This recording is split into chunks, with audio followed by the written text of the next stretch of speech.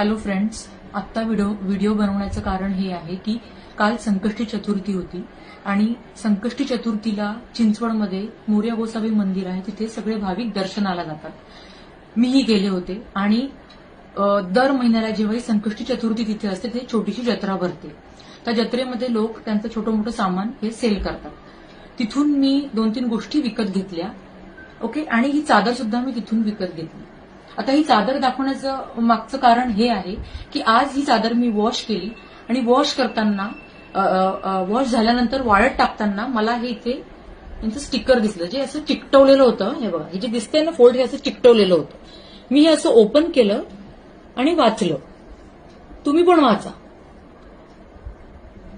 दिसतंय made in Pakistan.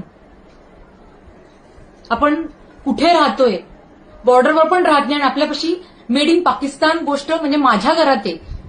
खूप संताप होतोय माझा.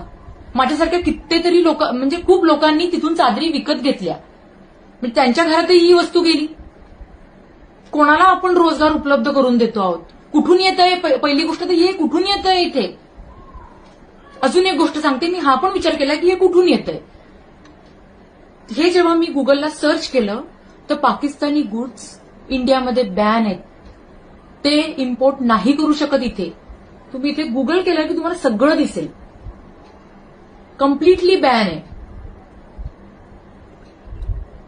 सो प्लीज थोडंसं वस्तू विकत घेताना डोळे उघडा, जे आता माझे उघडलेत.